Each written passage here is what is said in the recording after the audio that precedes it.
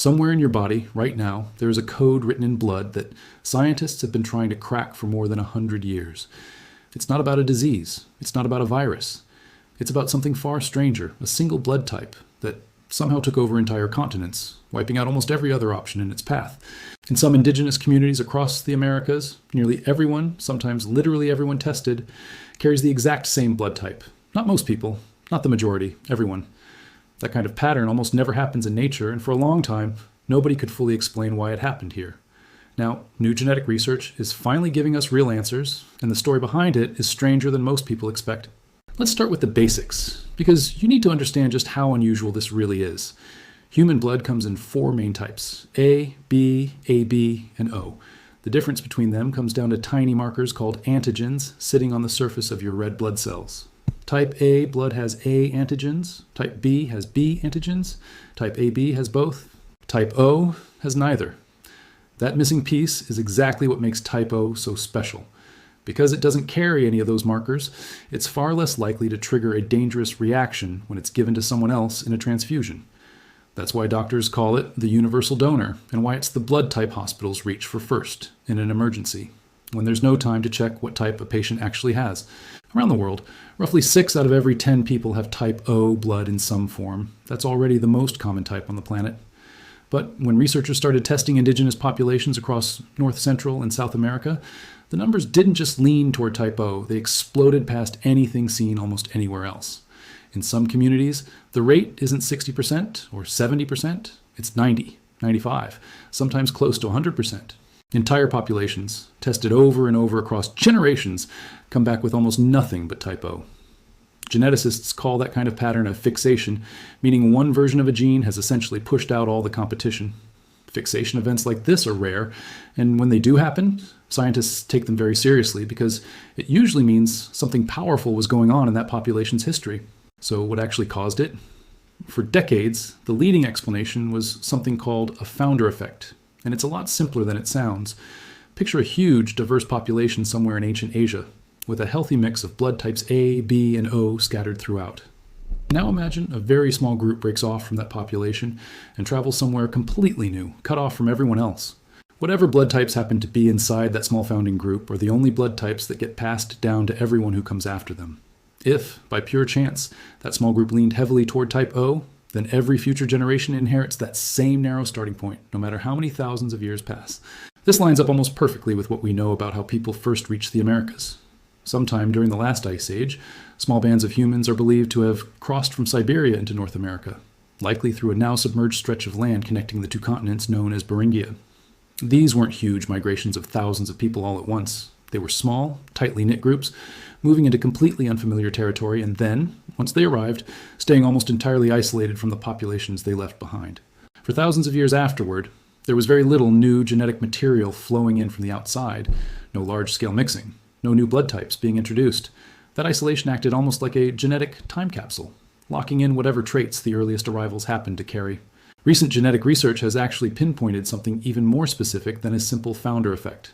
Scientists studying the ABO gene, the gene responsible for determining your blood type, found a particular version of the type O gene that shows up almost exclusively in Native American populations and almost nowhere else on Earth. This version differs from the common Asian version of the same gene by a single tiny mutation, just one changed base pair in the DNA sequence. Researchers believe this mutation likely appeared during that isolated period after early migrants crossed into Beringia, but before they fully spread out across the American continents.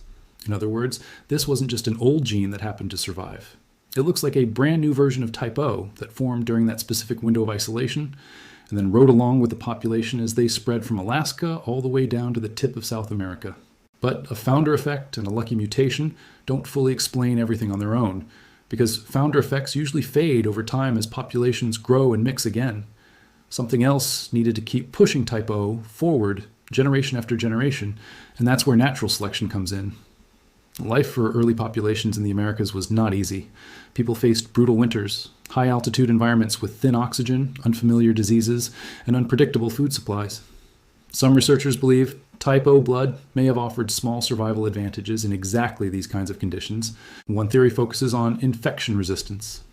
Because type O blood lacks the A and B antigens, some studies suggest it may respond differently to certain infections compared to other blood types, potentially offering some protection in specific situations. Another theory points to blood thickness and oxygen delivery, suggesting that in high-altitude regions like the Andes Mountains, where oxygen levels are naturally lower, slightly thinner blood might circulate more efficiently and help the body deliver oxygen where it's needed most.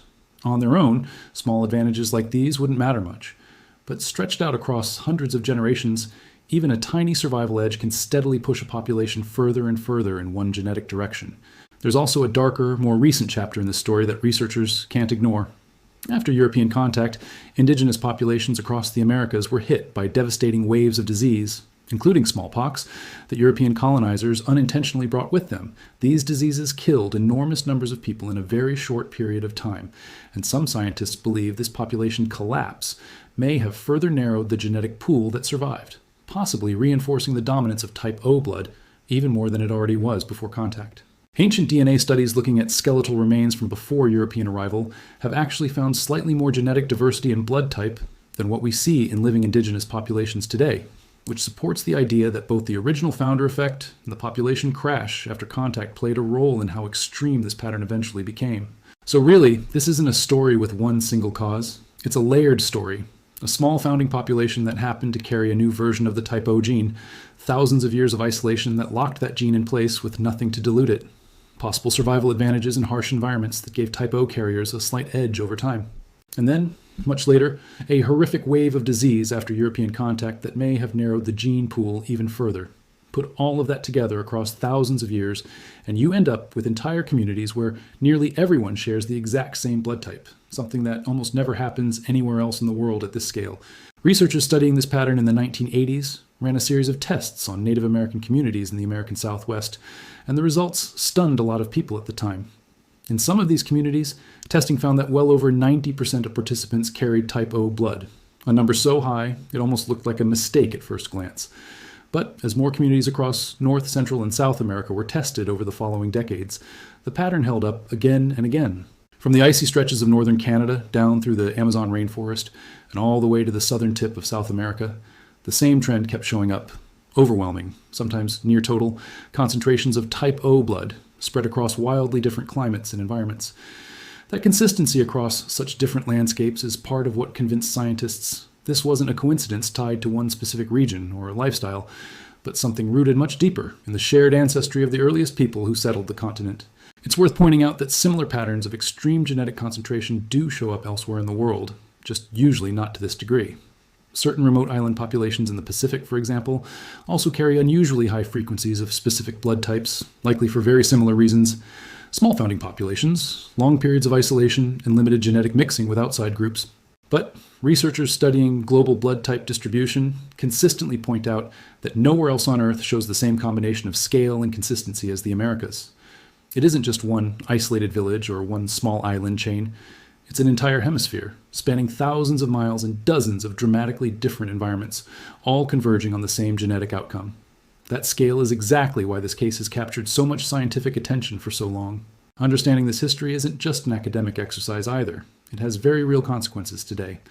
Type O blood, especially the O-negative version, remains one of the most needed blood types in hospitals everywhere, because it can be given to patients in emergencies without needing to check their exact blood type first. That makes it essential in surgeries, accidents, natural disasters, basically any situation where doctors don't have time to run a full blood match before acting. The problem is that supply doesn't always match demand. Because it's usable in so many situations, type O blood is constantly being drawn down faster than other types, and blood banks in many regions struggle to keep enough of it in reserve. In some remote indigenous communities, ironically, the very population with the highest concentration of this valuable blood type also faces some of the biggest barriers to accessing consistent medical care and donation infrastructure in the first place. Researchers are also starting to look at whether blood type itself might be connected to broader health outcomes, not just in emergencies, but in everyday medicine. Some studies have suggested possible links between blood type and risk for certain conditions, including some heart-related and clotting-related conditions, along with differences in how the immune system responds to certain infections. None of this is fully settled science yet, but if researchers can nail down exactly how these genetic differences work, it could eventually help doctors move toward more personalized approaches to prevention and treatment, based partly on a person's genetic blood profile rather than a one-size-fits-all approach.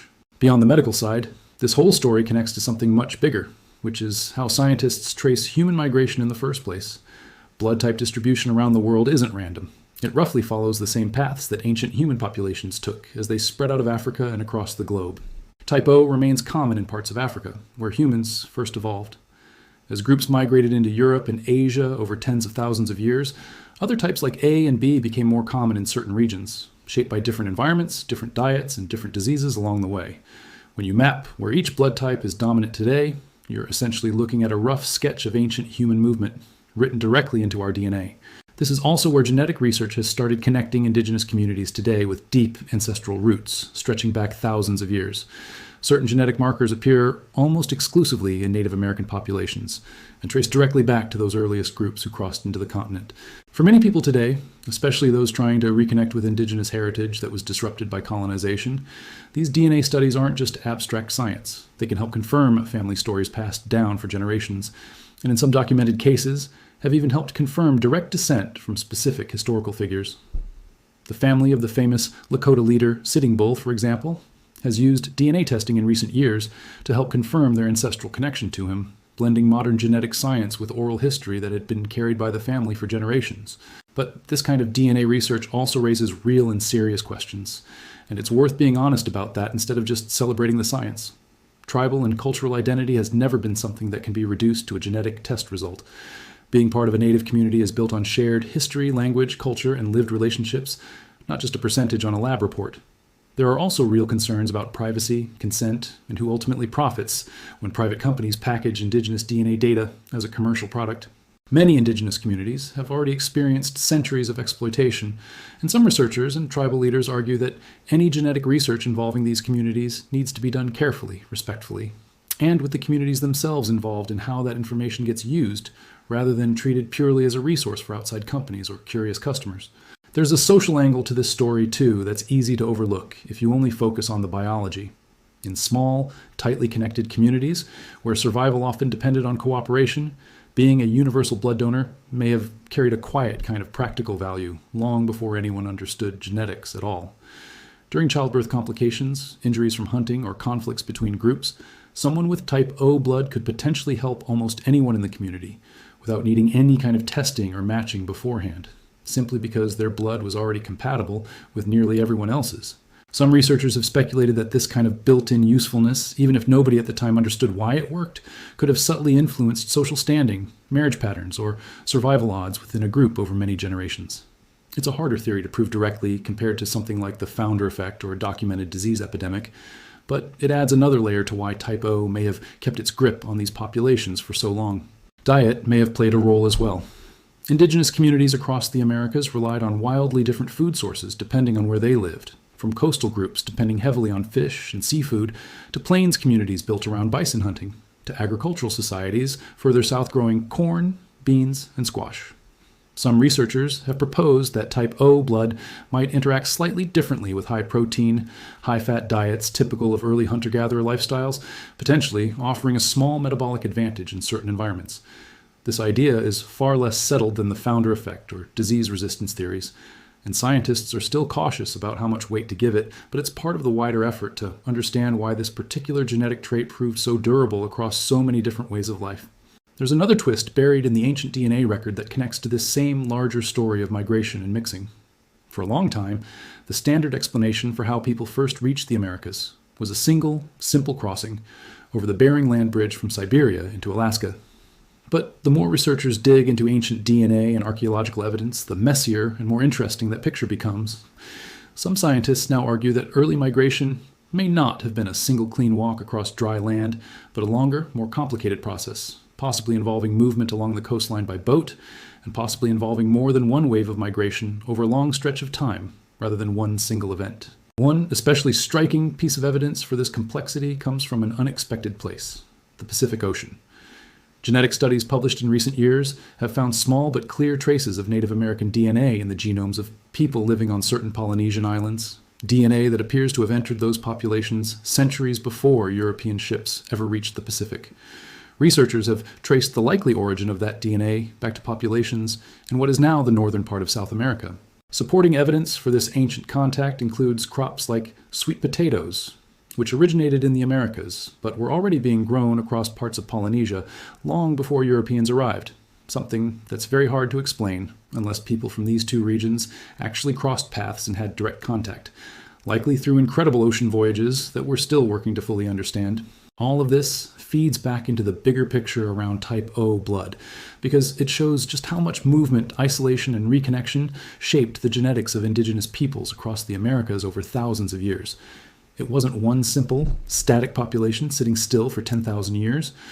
It was small founding groups, long stretches of isolation, environmental pressures, and later, in some cases, unexpected long-distance contact across open ocean, all layered on top of each other over an enormous span of time. Modern genetic tools have also opened up questions that go even further back than the peopling of the Americas, into the deep history of what it even means to be human in the first place. Alongside Homo sapiens, other closely related groups once walked the earth, including Neanderthals, and a lesser-known group called Denisovans. For a long time, popular culture painted Neanderthals as slow, primitive, brutish cousins who simply couldn't keep up once modern humans showed up. Genetic and archaeological research over the past couple of decades has completely dismantled that outdated picture. Neanderthals made sophisticated tools, cared for their sick and injured, and left behind evidence of symbolic behavior that looks a lot like early art.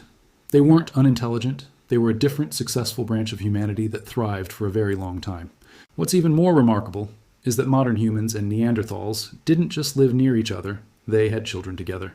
Most people with ancestry outside of Africa today carry small traces of Neanderthal DNA still woven into their genome, a direct genetic echo of encounters that happened tens of thousands of years ago.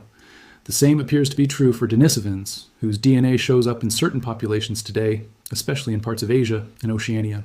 Somewhere around 40,000 years ago, both Neanderthals and Denisovans as distinct, separate populations disappeared. Around the same time, Homo sapiens were spreading rapidly across the planet. Exactly why they vanished is still debated.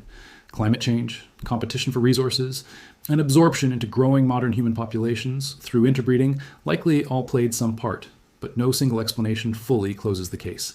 What ties all of these threads together, from the ABO gene mutation carried by the earliest people to cross into the Americas, to traces of ancient contact across the Pacific, to fragments of Neanderthal DNA still sitting quietly in our genome today, is that human history is written into our blood in ways we're only just beginning to fully read. Type O blood isn't just a medical label on a hospital chart. It's a genetic fingerprint of an incredible journey, one that started with a small group of people crossing into an unfamiliar continent thousands of years ago, surviving isolation, harsh environments, and later devastating disease, all while carrying a single quiet mutation forward through every generation that followed. Scientists haven't closed the book on this story completely. There are still open questions about exactly how strong the survival advantage of type O blood really was, how much of today's extreme concentration comes from ancient founder effects versus more recent population loss after European contact, and how new genetic tools might reveal even more layers hiding in the data. But piece by piece, researchers are getting closer to a much fuller picture than anyone had even a decade ago, connecting ancient migration, environmental survival, disease, and modern medicine into one continuous story.